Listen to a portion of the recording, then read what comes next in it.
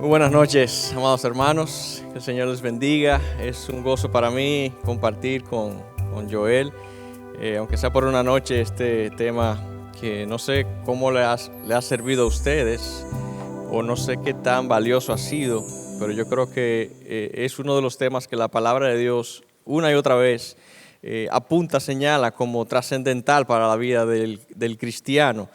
Yo creo que si tú y yo somos cristianos, debemos interesarnos en este tema, el temor del Señor, el temor a Dios y mi respuesta a quién Él es. Una de las cosas que ustedes probablemente ya han visto durante todas estas semanas que han estado tratando este curso es que es una actitud, el temor en nosotros hacia Dios, es una actitud fundacional, no fundamental en el sentido de que es muy importante, sí es importante, pero cuando decimos fundacional, quiere decir que es parte de los pilares que sostienen nuestra vida, nuestra fe, es parte de lo que nos hace ser cristianos, es parte de lo que nos permite relacionarnos con Dios y con los demás, como este autor que hemos consultado para este tema, Jerry Bridges, lo señala. No solamente Dios es digno de ser temido por lo que Él es, por lo que ha hecho por nosotros, sino que, y eso ya de por sí determina en nosotros un valor, una importancia acerca del tema, sino que nuestra visión correcta o incorrecta, nuestro entendimiento correcto o incorrecto y nuestra actitud hacia el temor al Señor, sea correcta o incorrecta, va a determinar precisamente cómo nos relacionamos con Él y cómo nos relacionamos con los demás. De manera que todas estas semanas y hoy vamos a hablar acerca de algo que es un pilar en nuestra vida, en nuestra fe, y debemos darles importancia. Pero esta noche queremos hablar acerca de algunos aspectos prácticos y es cómo hacer crecer el temor de Dios. Y Jerry Bridges dice que eso es parte de un proceso de vida. De manera que tú inicias en un momento de tu vida, de tu carrera cristiana, y no se termina hasta que no se termina este mundo para ti y para mí. Es un proceso de vida y que afecta, por tanto, la manera como vivimos desde ahora y en lo adelante. Considerando esas cosas y considerando lo que ustedes ya vieron anteriormente acerca de que el temor del Señor o el temor a Dios, siendo un concepto fundacional, se puede ver en tres aspectos y ya ustedes han tratado dos de ellos al menos. Es un aspecto que envuelve un concepto correcto del carácter de Dios, quién es, cómo Él se ha revelado, cómo lo pensamos, cómo lo concebimos. Es un sentido activo y generalizado a la presencia de Dios. Él está aquí entre nosotros, en nosotros. El Salmo, si recuerdan el Salmo 139, cuando el salmista dice, ¿a dónde me iré? Si me voy a donde quiera que me vaya, ahí tú estás. Ese sentido o esa conciencia, o ser consciente, no la conciencia que me acusa, sino ser consciente de que Dios está aquí, Dios está en todo lugar y yo estoy de frente a Dios. Eso me lleva a considerar temerle. No solamente eso, lo que Él es, su carácter, como Él se ha revelado, su majestad, su santidad, su grandeza, sus atributos, su naturaleza misma nos hace temer a Dios. Y nosotros debemos tener un conocimiento de cuáles son nuestras obligaciones para con Dios, qué yo le debo a Él. No vamos a entrar en este punto que de hecho quedó pendiente, pero de una manera tangencial o a lo largo de toda esta noche vamos a ver algunas de estas obligaciones, porque cuando yo entiendo que debo hacer crecer el temor de Dios en mi vida, ya eso automáticamente me impone o me hace considerar que yo tengo que hacer 1, 2, 3, 4. ¿Qué yo debo hacer para mantener o para aumentar el temor de Dios? De manera que hoy pudiéramos estar viendo algunas cosas prácticas que quizás para ti no son nuevas, porque las has visto de una manera u otra, pero el refrescarlas en esta noche y ponerlas en el contexto de que es necesario que tú consideres estos pasos como esenciales para que tú puedas mantener, si ya tienes el temor a Dios, o aumentar o desarrollar esa actitud, esa respuesta, que es como hemos llamado el temor a Dios. Hay algo que debemos dejar establecido y es que en esto del temor a Dios hay una parte que le corresponde a Él precisamente, como hemos llamado la parte de Dios y mi parte. Ciertamente no todo se nos ha dejado a nosotros, hay algo que Dios ha hecho. Al yo considerar qué yo debo hacer para mantener o hacer crecer el temor a Dios, la palabra de Dios nos enseña que hay algo que Dios ya hizo en nosotros y que Él hace. Y que yo consciente de eso, entonces debo hacer la parte que me corresponde a mí. Vamos a ver precisamente, antes de entrar en estos 4 aspectos o consejos o pasos esenciales para hacer crecer nuestro temor a Dios, vamos a ver un poco de qué es lo que Dios ha hecho. Porque nada de lo que yo vaya a hacer en adelante es posible sin considerar lo que Dios ya hizo. Y para eso nos vamos a ir al libro de Jeremías, capítulo 32. ¿Por qué? Porque cuando consideramos el temor a Dios, yo debo considerar que Dios ha hecho un pacto, que Dios nos ha otorgado un regalo, que Dios nos ha regenerado, que Dios ha salvado nuestra alma y que Él ha garantizado nuestra perseverancia. Para yo pensar en el temor a Dios, yo debo considerar lo que ya Él hizo primero. Y esto es lo que dice Jeremías 32, 38 al 41. Hablando el profeta, mirando lo que iba a ser llevado a cabo por medio de Cristo. Ellos serán mi pueblo y yo seré su Dios. Y les daré un solo corazón y un solo camino, para que me teman siempre. Para bien de ellos y de sus hijos después de ellos. Haré con ellos un pacto eterno por el que no me apartaré de ellos. Para hacerles bien, infundiré mi temor en sus corazones, para que no se aparten de mí. Me regocijaré en ellos haciéndoles bien y ciertamente los plantaré en esta tierra con todo mi corazón y con toda mi alma. ¿Usted se imagina a Dios diciendo con todo mi corazón, con toda mi alma? Cuando tú le dices a tu hijo o a tu hija o a tu esposo o tu esposa, ¿tú me amas? Sí, yo te amo, pero con todo tu corazón. Sí, papi, con todo mi corazón yo te amo. O cuando nosotros le decimos a nuestros hijos, yo te amo con todo mi corazón. Yo voy a hacer esto y me he comprometido con todas mis fuerzas, con todo mi corazón, con toda mi alma, todo lo que yo soy. Dios está diciendo, con todo mi corazón. Nosotros no podemos imaginar eso, porque consideramos nuestro corazón, que de hecho es engañoso. Cuando Dios dice, con todo mi corazón y con toda mi alma, eso es pesado. Eso implica un gran compromiso, una gran verdad. Algo que ciertamente así sucederá y que Él ha puesto todo su empeño. ¿Y qué es lo que Él ha hecho? Yo voy a infundir mi temor en sus corazones para que no se aparten de mí nunca. El profeta Ezequiel lo dijo también de otra manera. Además os daré un corazón nuevo y pondré un espíritu nuevo dentro de vosotros. Quitaré de vuestra carne el corazón de piedra y os daré un corazón de carne.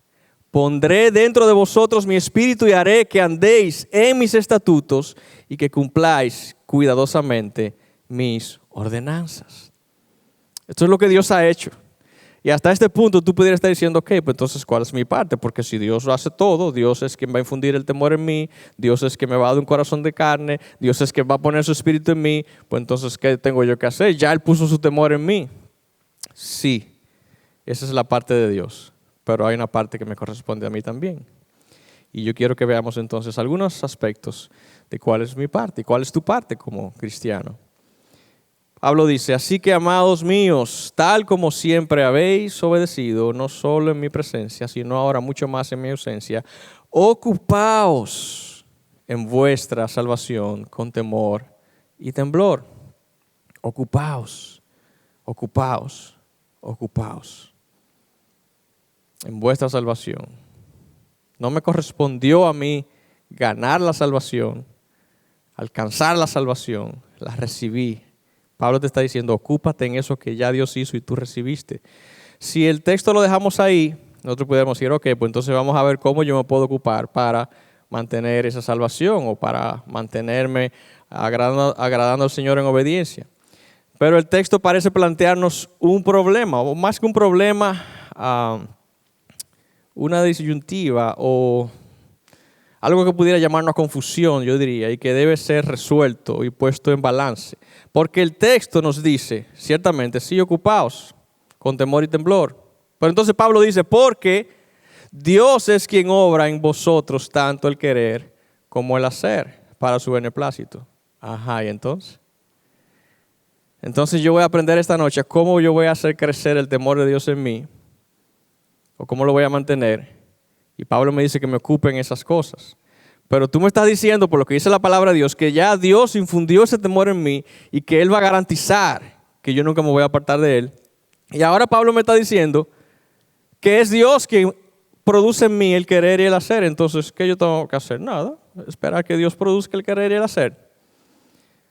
Y bromeaba con Joel hablando sobre esto, que a veces nosotros quisiéramos ser cristianos tipo Iron Man, que nosotros, si no lo has visto la película, o los muñequitos, estamos así, esperando que la armadura venga a nosotros, volando, y no es así. O nos levantamos en la mañana, o tú te levantas en la mañana, y tú dices, ok, ¿qué me voy a poner? Piensas lo que hay en tu closet, dices, ok, me voy a poner esta combinación de ropa, está ahí.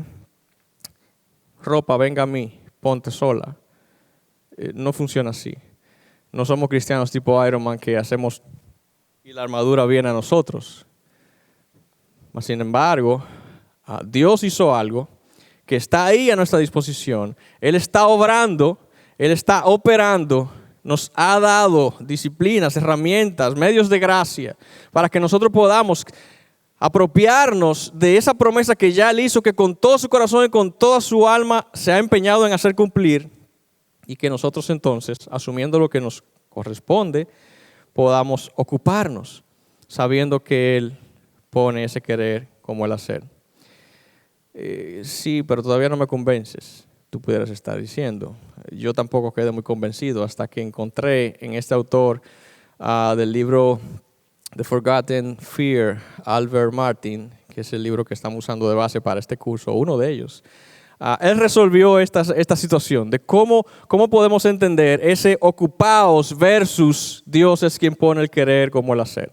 Y esta es la fórmula que él propone y me pareció bastante interesante porque él dice, lo que Dios declara que es su obra en nosotros debe ser el centro o el enfoque de nuestras labores y esfuerzos conscientes.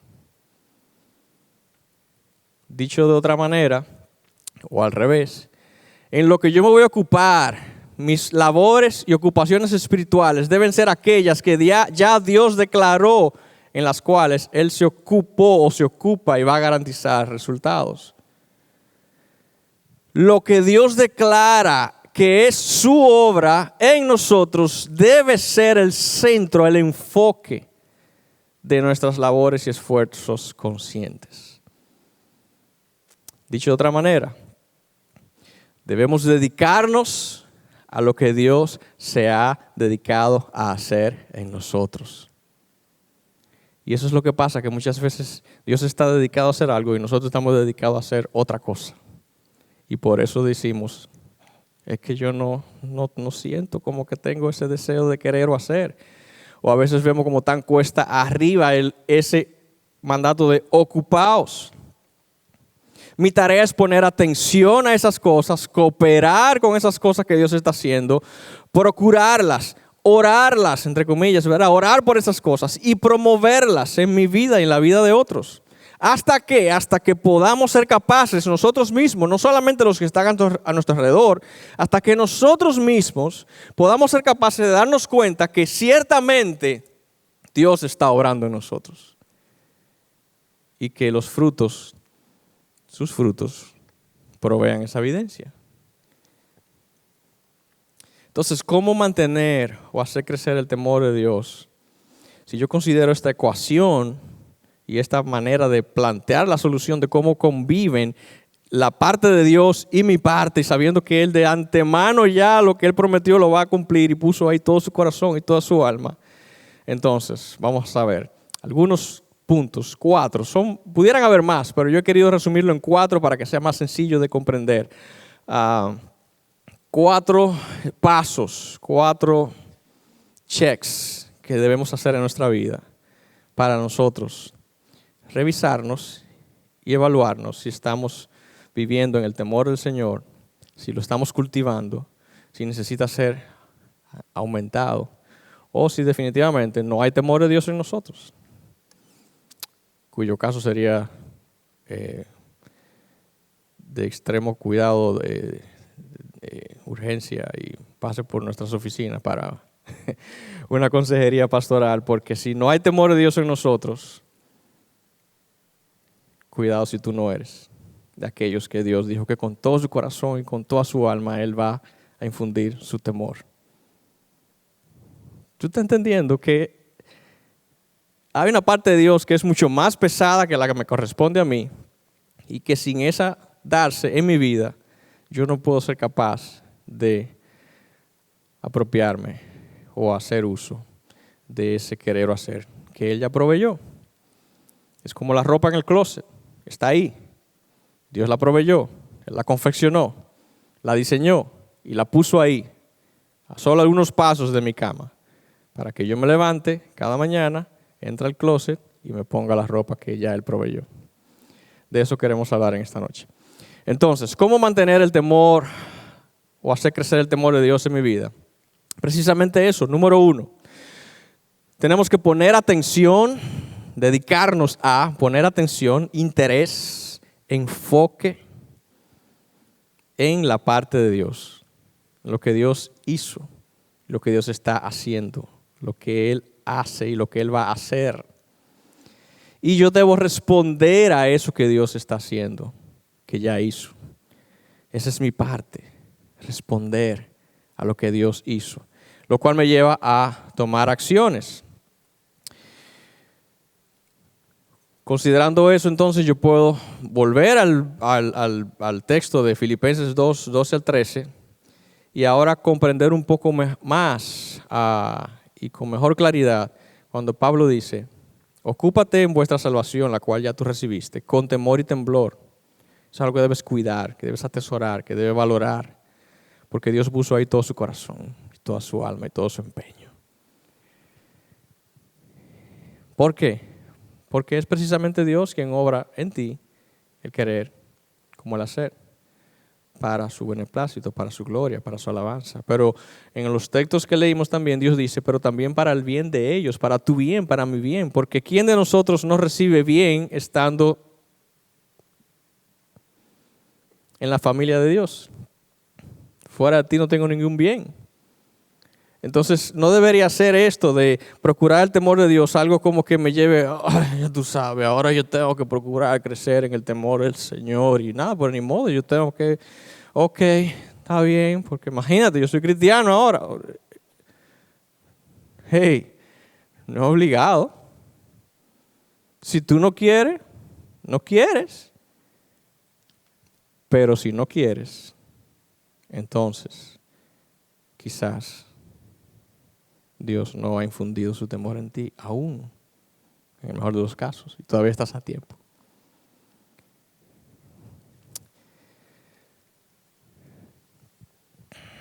¿Qué es lo que tienes que hacer? Poner atención, interés, enfoque en la parte de Dios, lo que Él ha hecho, lo que Él hace, lo que hará, y responder. ¿Qué es lo que Dios hizo? Y es la consumación de lo que Jeremías y Ezequiel profetizaron en Cristo. También el salmista lo dice aquí: Señor, si tú tuvieras en cuenta las iniquidades, ¿quién, oh Señor, podría permanecer? Pero en ti hay perdón. ¿Para qué? Para que seas temido. Dios te ha perdonado para que tú le temas. Salmo 130, 3 y 4. La pregunta entonces, ¿tú quieres tener más temor de Dios o a Dios? Debes vivir una vida agradecida y consciente de que fuiste perdonado en Cristo por su sangre, por su sacrificio. Porque Él puso todo su corazón y toda su alma para hacer posible tu perdón y que tú pudieras venir al conocimiento de Dios y temer a Dios. Fuimos salvados por gracia, por misericordia y por su bondad. Pon atención a lo que Dios hizo. Porque cuando tú consideras lo que se te ha perdonado, lo que tú eras y lo que ahora eres y lo que le costó a Dios hacerte nueva criatura y perdonado, la respuesta natural es: Señor, si yo no te temo, ¿a quién temeré? Pablo dice en Efesios 1, 7, 8 y 13 y 14, dice: en Él, en Cristo, tenemos redención mediante su sangre, el perdón de nuestros pecados según las riquezas de su gracia que ha hecho abundar para con nosotros. En Él también vosotros, después de escuchar el mensaje de la verdad, del evangelio de vuestra salvación, y habiendo creído, fuisteis sellados en Él con el Espíritu Santo de la promesa. ¿Cuál promesa? Aquella promesa de Jeremías, de Ezequiel, que nos es dado como garantía de nuestra herencia, con miras a la redención de la posesión adquirida de Dios. En otras palabras, hermano, y ya lo he venido sugiriendo hace unos minutos, solo el cristiano que vive bajo el pacto hecho por Dios puede y tendrá temor de Él. Solo el cristiano. Quien no tenga temor de Dios es un impío. No lo digo yo, lo dice la palabra de Dios. No hay temor de Dios delante de sus ojos, Romanos 3:18, que es la descripción de Pablo de todo aquel que se ha alejado de Dios y que vive según la corriente de este mundo. Quien no tenga temor de Dios no ha sido redimido aún bajo el nuevo pacto. Entonces, si eres cristiano, y yo espero que sí, que todos los que estamos aquí lo seamos, debemos tener la convicción y la certeza de que Dios espera de mí algo. Hay un conocimiento de las obligaciones para con Dios. ¿La tienes? ¿Lo tienes? ¿Qué sabes tú que Dios espera de ti? Sí, ok, que yo debo temer a Dios. Ok, pero ¿cómo se traduce eso en la práctica? El temor a Dios es una obligación del cristiano. Es de manera natural que se da. Todo cristiano debe temer a Dios. Y esto impone un voto, hacer voto de obediencia, de entrega, de sacrificio, de adoración a Dios. Mi obligación al temer a Dios, Efesios 4, 22 y 24, dice: en cuanto a vuestra anterior manera de vivir, os despojéis del viejo hombre que se corrompe según los deseos engañosos y que seáis renovados en el espíritu de vuestra mente y os vistáis del nuevo hombre, el cual en la semejanza de Dios ha sido creado en la justicia y en la santidad de la verdad. Pablo comienza a decirnos ya cuál es mi obligación: vestirme de lo que yo soy ahora, un nuevo hombre en Cristo. Levítico, Pedro y Juan nos hablan acerca de que tenemos un llamado a ser santos. ¿Por qué? Porque Él es santo. Tenemos un llamado a consagrarnos, ser apartados, no contaminarnos, porque no somos ya de este mundo. Donde Dios pone su empeño, donde Dios pone su alma y su corazón, y donde Dios, en el corazón que Dios infunde su temor, es un corazón sellado con el espíritu de la promesa, estableciendo: tú eres mío. A partir de ahora, tú eres una nueva criatura. Y tú estás llamado o llamada a vivir conforme a la nueva vida en Cristo. No como tú vivías antes, como vives o como debes vivir ahora. Estamos llamados a hacer votos al Señor. Y mira lo que dice Salmo 76:11. Haced votos al Señor vuestro Dios y cumplidlos. Porque todo lo que están alrededor de Él traigan presentes. ¿A quién? Al que debe ser temido. Porque Dios es digno de ser temido. Él es Dios. Él es el Creador. Él es nuestro Salvador. Y Él es nuestro Señor.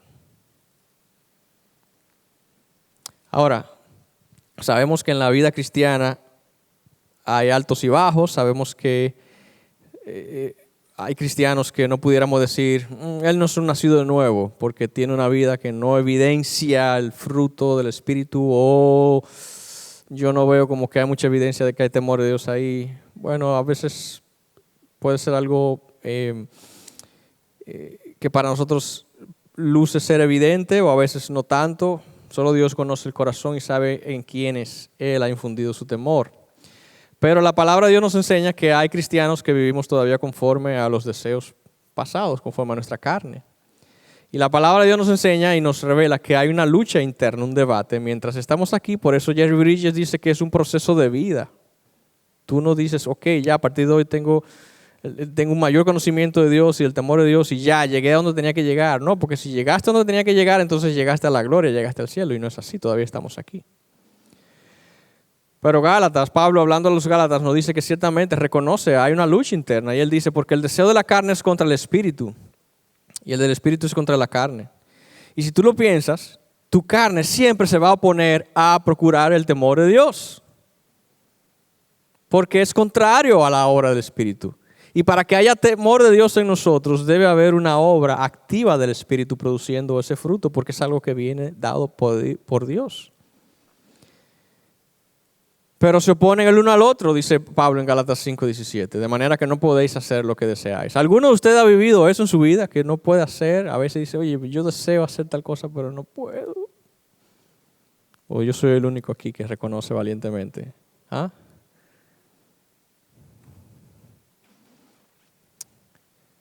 Pablo lo dice, que él también vivió la experiencia. Esa es la realidad. La realidad es, hermanos, que es una lucha y nosotros vivimos con un corazón, la mayor parte de nuestro tiempo, con un corazón dividido. Y eso no contribuye a hacer crecer el temor de Dios en nosotros.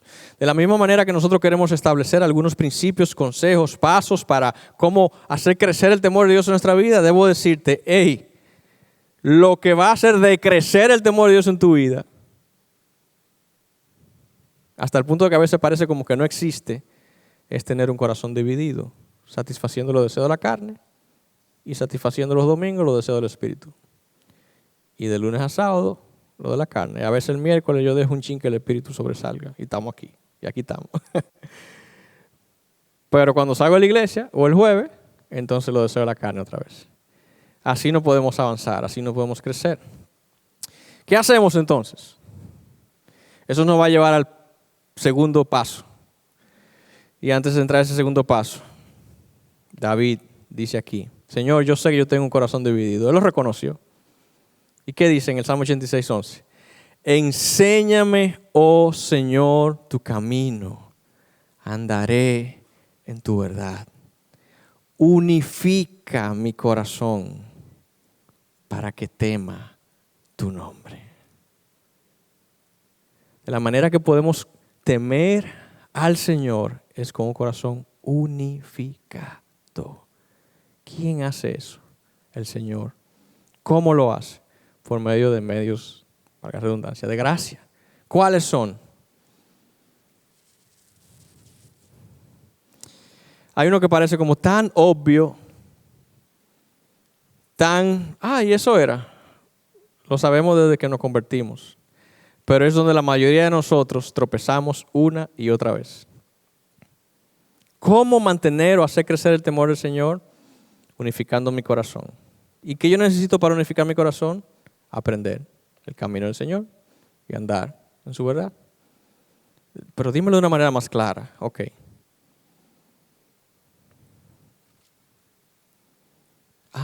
Eso era. Pues yo lo sé. Sí, yo sé. Yo también lo sé. Lo he sabido. Y he fallado en alimentarme continuamente y nutrirme continuamente de la palabra de Dios. ¿Cómo mantener o hacer crecer el temor de Dios en tu vida? Debes ser alimentado y nutrido por la palabra de Dios, sí o sí.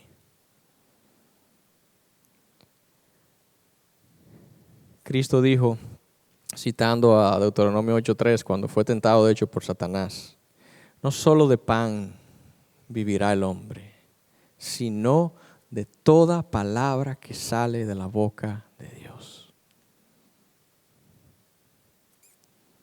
Lo curioso es, o lo que nos llama la atención es que esta tentación a Cristo viene en un momento de necesidad y donde Él aparentemente tiene el poder de resolver. Y le dice de que estas piedras se conviertan en pan. Tú tienes hambre, tienes aquí ¿cuántos días de ayuno en este desierto caluroso? Y Cristo dice, hey, eso no es lo que importa, el alimento físico. No solo de pan vive el hombre. Nuestra subsistencia, existencia y nuestra futura vida depende, está en la provisión de Dios. Y es esa palabra de Dios la que me alimenta, la que me enseña, la que me muestra el carácter de Dios, algo que ya ustedes vieron, que me enseña, me advierte, me informa acerca de la presencia de Dios en todo lugar, en todo tiempo, de la omnisciencia, de la omnipresencia, de la omnipotencia, de la santidad, de la grandeza. Es la palabra de Dios que me revela a Dios, todo su carácter, y es la palabra de Dios que me revela todas sus obras, lo que Él ha hecho, lo que Él está haciendo y lo que Él va a hacer, y la que me dice lo que yo debo hacer en respuesta a. Es la palabra de Dios la que me mantiene vivo y la que me hace engordar. El Salmo 19, 7 y 11, hablando acerca de la palabra de Dios, dice: la ley del Señor es perfecta. Está hablando de la ley de Dios y estableciendo atributos acerca de la palabra de Dios, y la llama de diversas maneras. La ley de Dios, del Señor, es perfecta, que restaura el alma. El testimonio del Señor es seguro, que hace sabio al sencillo. Los preceptos del Señor son rectos, que alegran el corazón. El mandamiento del Señor es puro, que alumbra los ojos. El temor del Señor es limpio, que permanece para siempre. Los juicios del Señor son verdaderos, todos ellos justos. Deseables más que el oro, sí, más que mucho oro fino, más dulces que la miel y que el destilar del panal. Además, tu siervo es amonestado por ellos. En guardarlos hay gran recompensa. ¿Qué le llamaría a usted la atención de este pasaje, de estos versículos del 7 al 11? No sé si hay algo como que ¡pum! Me llamó la atención, como que ¿y qué hace eso ahí? Si no lo notaste, él está describiendo la palabra de Dios y la llama de diversas maneras para referirse a la palabra de Dios. Él dice la ley del Señor, igual a la palabra de Dios, igual a las Escrituras. La ley del Señor, la palabra de Dios, es perfecta.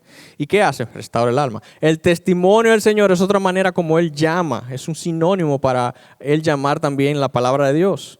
El testimonio del Señor es seguro, hace saber sencillo. Los preceptos del Señor, otra manera de decir la palabra de Dios. Los preceptos del Señor alegran el corazón. El mandamiento es otra de las maneras como se conoce, otro de los nombres de la palabra de Dios. El mandamiento del Señor es puro, alumbra los ojos. ¿Cómo? Y ahora versículo 9, ¿qué dice? El temor del Señor es limpio. De repente el salmista está hablando de la palabra de Dios. Versículo 7, varios sinónimos, por así decirlo, de la palabra de Dios. Versículo 8, y en el 9 de repente él habla del temor del Señor. Pero luego en el 9 vuelve y sigue hablando de la palabra de Dios, de los juicios del Señor, que todos son justos, que todos son deseables.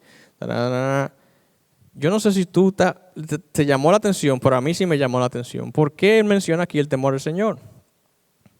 Porque para el autor, el salmista, y para Dios que inspiró la palabra del Señor, igual, es lo mismo que el temor del Señor.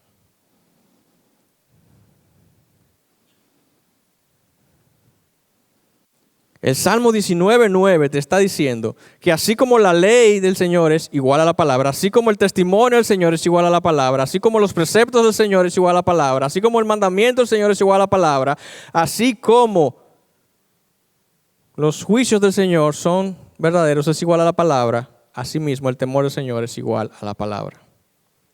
Por eso, si tú quieres hacer crecer el temor del Señor en tu vida, tú tienes que hacer crecer la palabra en tu vida. La palabra de Dios es igual al temor del Señor. tu respuesta a Dios, tu respuesta a la palabra de Dios, es tu respuesta al temor del Señor. No habrá un crecimiento en el temor del Señor mayor que el crecimiento o el entendimiento y la asimilación que tú puedas tener de la palabra de Dios. No es posible, no será posible.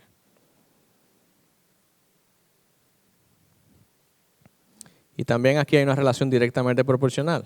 Más es igual a más, menos es igual a menos. Más palabra, más temor de Dios. Menos palabra, menos temor de Dios.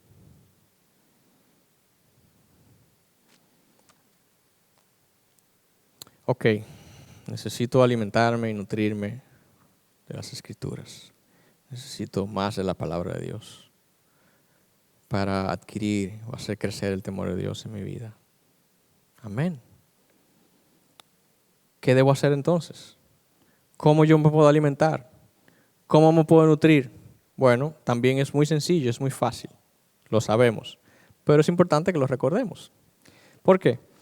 Porque ser alimentado y nutrido por la palabra de Dios no es más que tener una exposición continua a la palabra de Dios. De varias formas. ¿Cómo? Oírla o escucharla. Mira lo que dice Deuteronomio 4:10. Reúneme al pueblo para que yo les haga oír mis palabras a fin de que aprendan a temerme todos los días que vivan sobre la tierra y las enseñen a sus hijos. Aprender a temer al Señor implica exponerme a su palabra. ¿Cómo? Escuchando su palabra. Ya sabemos por la carta a los romanos que Pablo dice que la fe viene por el oír y el oír por la palabra de Dios. O sea, exponerte a la palabra de Dios es lo que va a producir en ti todo lo que Dios ha dicho que va a hacer, que está haciendo y que ya ha hecho, de hecho. Ser alimentado y nutrido por las Escrituras es exponerte continuamente a la palabra de Dios. ¿Cómo? Escuchándola, oyéndola. Exponerte a la predicación, exponerte a la enseñanza. Escuchar. En predicación solamente no. Hay muchas maneras de escuchar la palabra de Dios. Mira lo que Colosenses 3:16 dice, que la palabra de Dios habita en abundancia en vosotros con toda sabiduría, enseñándoos y amonestándoos unos a otros. No solamente venir aquí a escuchar al pastor, lo cual es esencial, vital, porque es a quien Dios le ha delegado la función primaria de alimentar las ovejas. Pero Dios te está diciendo que tú también, que eres oveja, parte del cuerpo de Cristo, tienes la responsabilidad de hablarle la palabra al hermano.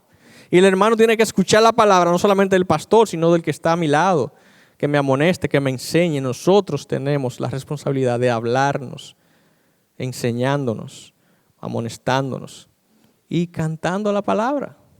Como Pablo dice a los Colosenses, que la palabra de Cristo abunde, cantando salmos, himnos, cánticos espirituales, dando gracias a Dios en vuestros corazones. Escuchar la palabra predicada, enseñada, a través de consejo, a través de la lectura que yo audible, cantada, que la palabra entre por mis oídos. Para yo hacer crecer el temor de Dios en mí, debo escuchar la palabra en todas sus expresiones y manifestaciones. Pero yo también debo leerla, no solamente escucharla, yo debo leerla.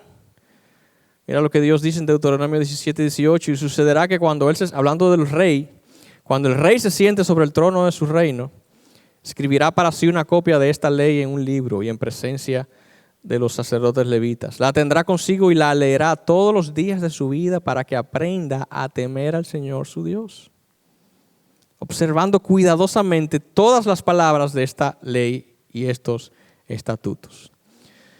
Y eso tiene una aplicación no solamente para el rey que se iba a sentar en el trono, sino para ti y para mí también hoy. Yo necesito leer la palabra los domingos, todos los días de su vida, dice el texto aquí.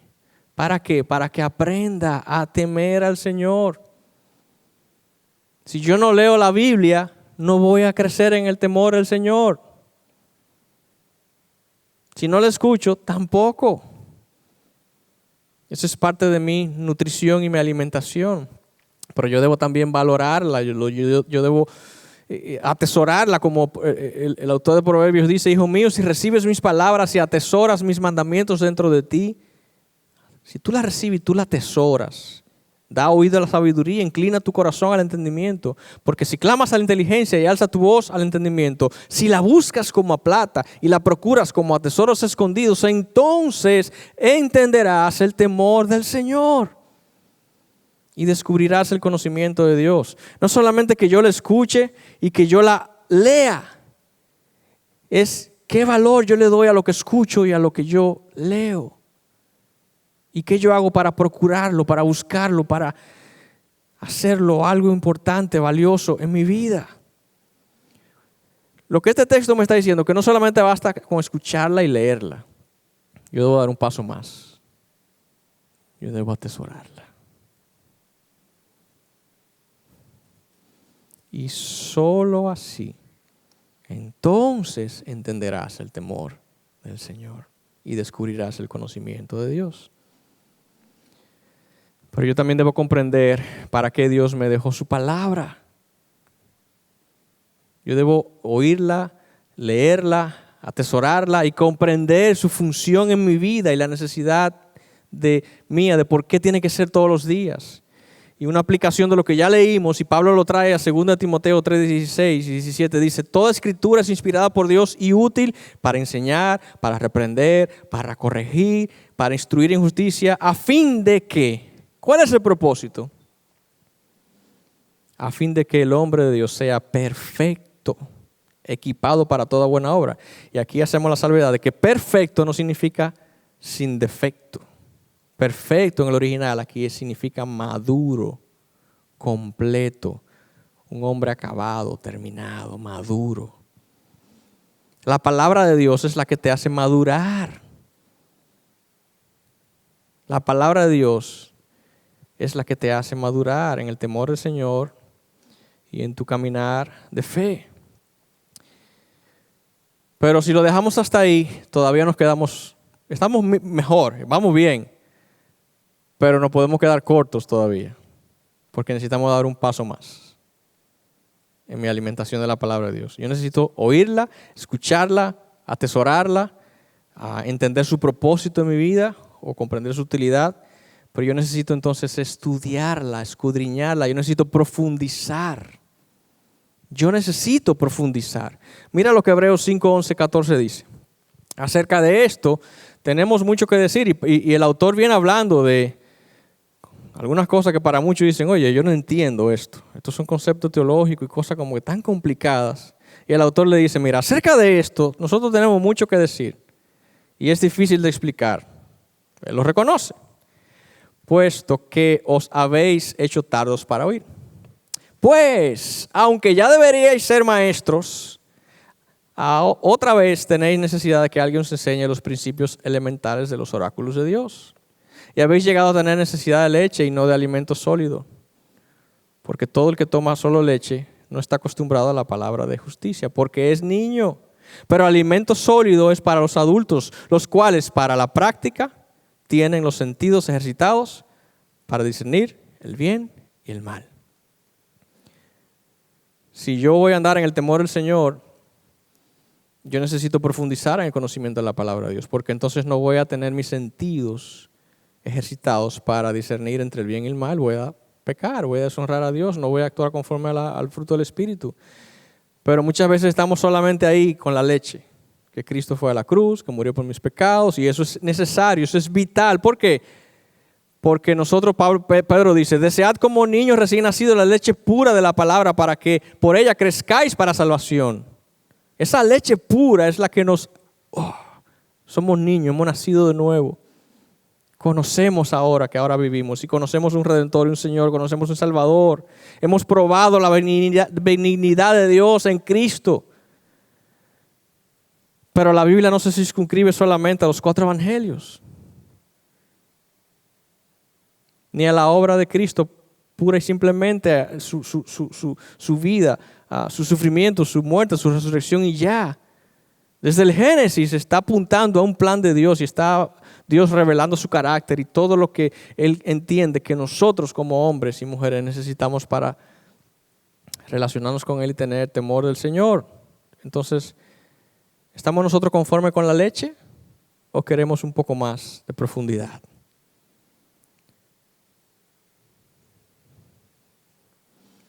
O seremos nosotros como los corintios, cuando Pablo los amonesta, le dice, así que yo, hermanos, no pude hablaros como espirituales, sino como carnales, como a niños en Cristo.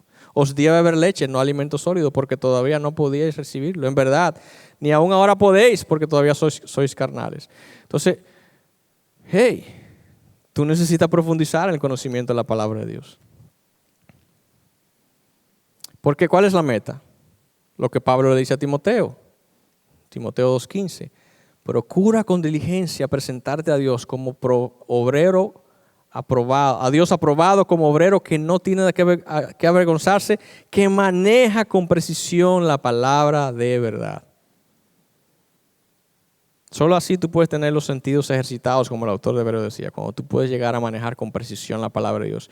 Y tú solamente llegas a manejar con precisión la palabra de Dios cuando tú profundizas en el estudio de la palabra de Dios. No basta solo con oírla, leerla, atesorarla. Tienes que dar un paso más.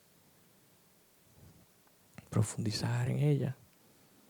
Y bueno, de alguna manera como iglesia contribuimos para que esto sea posible, porque estamos aquí estudiando un poco más allá de lo que podemos nosotros quizás estudiar en nuestras casas. Y gracias por hacer ese esfuerzo de venir cada semana. Pero tampoco debemos quedarnos ahí, porque tú tienes 7 días a la semana, de los cuales vienes 2 a la iglesia. 2 días nutriéndote de la palabra de Dios no van a contrarrestar el alimento del mundo de 5 días. Necesitamos todos los días, no que vengamos a la iglesia todos los días, no, que vengamos a la presencia de Dios en oración y en la palabra todos los días. Como le dijo al rey, para que aprenda a temer al Señor. Entonces, profundizar en la palabra de Dios requiere de nosotros, y esto es importante, hermano, hermana, requiere de nosotros un corazón humilde que reconozca que debemos ser enseñados. Todos tenemos que ser enseñables para poder crecer en el temor del Señor. Todos debemos aceptar ser corregidos por la palabra de Dios. Todos nosotros debemos estar conscientes y afirmar y reconocer que no tenemos todo el conocimiento. Todos debemos afirmar que necesitamos más. El que diga, ya yo no necesito más, yo no necesito eso, no está siendo humilde, no está siendo enseñable, no está aceptando que la palabra de Dios puede corregirte y debe y va a corregirte. Y usted está diciendo, ya, yo tengo todo el conocimiento. Mentira, no lo tenemos. O sea, que profundizar implica una doblegación de mi orgullo también. Cuando yo escudriño la palabra de Dios, yo la atesoro. Cuando yo conozco el corazón de Dios, conozco sus atributos, yo comenzaré entonces a mostrar que mi mente está siendo renovada, como Pablo dice. Que no nos comportemos ni andemos según las corrientes de este mundo, sino que nos renovemos, que transformemos la mente. Y eso solamente se puede hacer por la palabra de Dios. Hay 2 aspectos que no lo estoy desarrollando aquí, pero que tienen que ver, que de alguna manera ustedes los trataron ya, de pasos o consejos prácticos de cómo yo puedo ejercitar el temor de Dios en mi vida. Y uno de ellos es considerar la grandeza, la majestad de Dios. Y eso yo lo puedo resumir con lo que ya ustedes vieron, el carácter de Dios, los atributos de Dios. Pero no voy a desarrollar en toda esa parte porque eso está revelado precisamente en la palabra de Dios. Y si yo no me detengo a considerar la vital importancia de este segundo punto, la palabra de Dios, todo lo demás no tiene sentido, porque todo se desprende de aquí. Y todo lo que yo de lo cual me alimento de aquí va a producir en mí pensamientos correctos acerca de quién es Dios, quién yo soy. De manera que esta actitud, a veces tenemos muchos de nosotros de poca humildad para reconocer que necesitamos más de Él, se deshaga de una vez por todas. Mira lo que dice Jerry Bridges, aquí una vez más citándolo. Grandes pensamientos acerca de Dios nos llevarán de manera natural a tener pensamientos realistas acerca de nosotros mismos. Comenzamos a darnos cuenta cuán pequeños somos. Calvino lo dijo también de una manera similar. y esto es importante, el hombre nunca es lo suficientemente conmovido o afectado por la conciencia, no conciencia, sino conciencia, o sea, ser consciente, por la conciencia de su estado de pequeñez, hasta que se compara él mismo con la grandeza y la majestad de Dios. Pero ¿cómo yo me voy a comparar con la grandeza y la majestad de Dios si no me zambullo, por así decirlo, en la palabra de Dios? Contemplando y estudiando el universo. Sí, Dios se ha revelado en el universo, pero Stephen Hawking, que acaba de morir hoy, se pasó la vida entera estudiando el universo, las estrellas, y fue probablemente el científico moderno que más avanzó en el estudio de todo el universo. ¿Y? Es aquí que está la palabra de Dios. Ahí es que yo puedo aprender a pensar a Dios tal como Él es, grande, majestuoso, y como yo soy, pequeño, pequeño, pequeño. Tercer aspecto, punto, consejo, check, como tú le quieras llamar, paso. ¿Cómo yo puedo mantener o hacer crecer el temor a Dios? Debes asociarte con aquellos que temen a Dios. Mira lo que dice Salmo 119, 63. Compañero soy de los que te temen y de los que guardan tus preceptos. Y viene pregunta, inmediata pregunta. ¿Con quién te relacionas tú? Debes comenzar a revisar tu círculo. Porque la palabra de Dios nos estimula a que nos relacionemos con aquellos que también están procurando temer a Dios o que ya están temiendo a Dios. ¿Con quién te asocias? Hay pasajes que conocemos ahí, además del dicho famoso de la calle que dice: el que anda con cojo al año cojea, ¿verdad? Pero Pablo nos dice que no debemos estar unidos en yugo desigual con los incrédulos. ¿Con quién te relacionas tú? Comienza a revisar tu círculo. Proverbios 22, 24 te dice que no te asocies con el hombre iracundo, ni andes con el hombre violento, no sea que aprendas sus maneras y tiendas lazo para tu vida. Y 1 Corintios 15, 33 dice: no os dejéis engañar, las malas compañías corrompen las buenas costumbres. Entonces tú pudieras decir, bueno, pero es fácil cuando tú puedes identificar al impío y yo que no me relaciono con el incrédulo, porque él me puede hacer tropezar, me puede corromper y yo no puedo hacer yugo igual con ellos. Y de hecho, no, como dice el otro texto de la palabra en Amós, creo, no pueden andar dos juntos si no se ponen de acuerdo.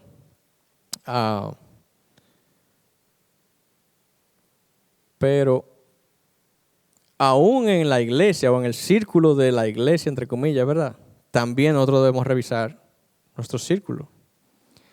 Porque, no, mis amigos son de la iglesia, pero resulta que mis círculos son todos aquellos que todavía viven con el corazón dividido y viven con un pie con los deseos de la carne y un pie los domingos con los deseos del espíritu.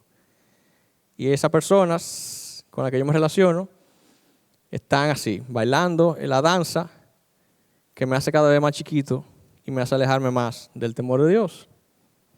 Si ese es tu círculo, aunque sea dentro de la iglesia, tú también estás llamado a revisar ese círculo.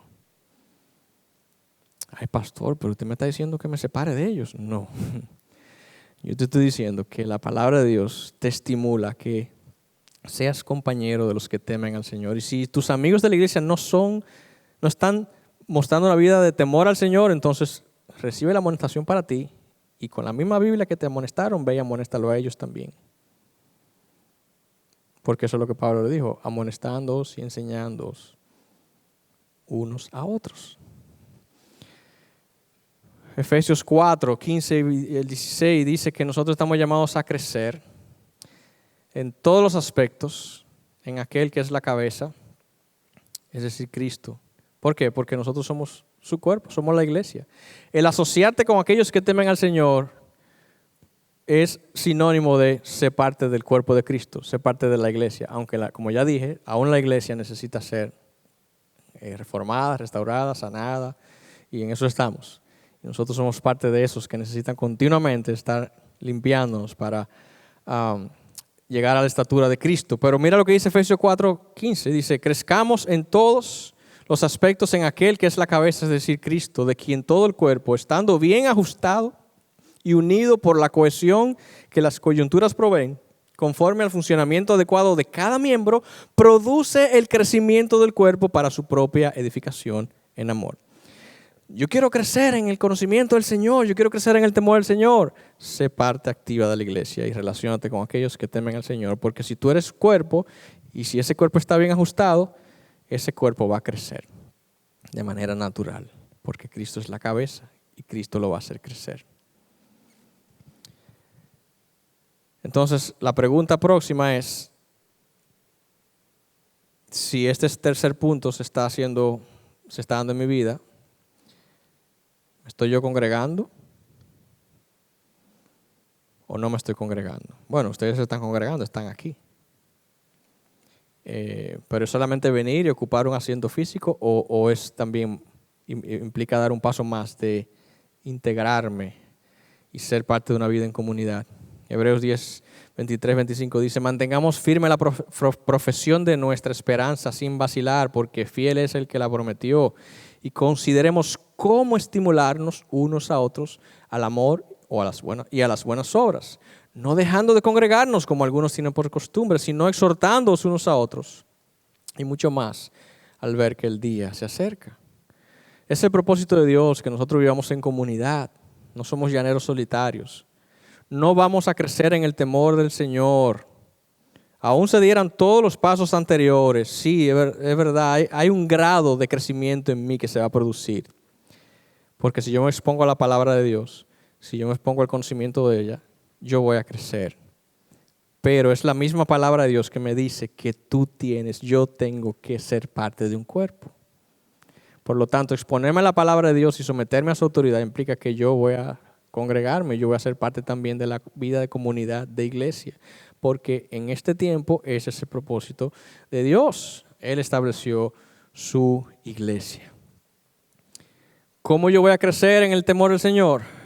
Considerando lo que Dios hizo, enfocándome en eso, poniendo atención, disponiéndome para la acción, ocupándome, dedicándome a lo que Dios ya se ha dedicado, alimentándome de la palabra de Dios y todo lo que eso implica, asociándome con aquellos que también temen al Señor y aquellos en quien Dios puso todo su corazón y toda su alma y que les infundió su temor. Ese es mi grupo, ahí es donde yo voy a crecer. Yo no voy a crecer afuera, ahí es donde Dios me va a hacer crecer. Y por último, y no menos importante, y tampoco muy extenso, y de hecho con esto estoy prácticamente cerrando. ¿Cómo voy a mantener o hacer crecer el temor de Dios en mi vida?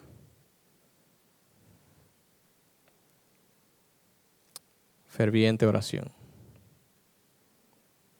Si todo lo demás se da, pero yo no oro, entonces cuestionable que todo lo demás se esté dando. Porque la oración es parte esencial de la vida del creyente y todo se da por medio de la oración. Porque es lo que establece nuestra dependencia de Dios, nuestra comunicación con Dios. Y si yo digo, bueno, pastor, o tú dices, es que yo estoy tratando de hacer todo lo demás, pero es que yo no puedo, no me da, no me sale, yo no puedo. La próxima pregunta es, ¿y tú estás orando por eso? Porque la Biblia dice, pedid y se os dará. Buscad y hallaréis. Llamad y se os abrirá. Y Santiago dice, tú no tienes porque tú no pides. Ajá, pero entonces yo no sé si esto es algo que yo se lo voy a pedir a Dios y Dios me lo va a conceder. Primera de Juan 5, 14, 15. Y yo creo que esto le pone la tapa al pomo. O el cherry al bizcocho arriba. Y esta es la confianza que tenemos delante de Él, que si pedimos cualquier cosa conforme a su voluntad, Él nos oye. Y sabemos que Él nos oye en cualquier cosa que pidamos, sabemos que tenemos las peticiones que le hemos hecho. Pero ¿y cómo yo sé que esta es la voluntad de Dios? Él puso todo su corazón y toda su alma para hacer un pacto, para redimir gente de toda lengua, tribu, nación, por medio de Cristo, para infundir su temor en nuestros corazones. ¿Es esa o no es esa la voluntad de Dios? Ya lo hizo. Claro que es la voluntad de Dios. Entonces tú me estás diciendo que si yo pido conforme a eso y yo le pido al Señor que haga crecer el temor de Dios en mi vida, ¿eso va a suceder? Sí. Pero no se lo pida hoy, se lo voy a pedir el año que viene, en las resoluciones del año que viene. Pídeselo hoy, hoy, hoy. Mañana, mañana, mañana. Pasado, pasado, pasado. Y así hasta que suceda. Ay, pero que me voy a cansar, pastor. Él puso todo su corazón y toda su alma. Pídeselo. Pedid y se os dará.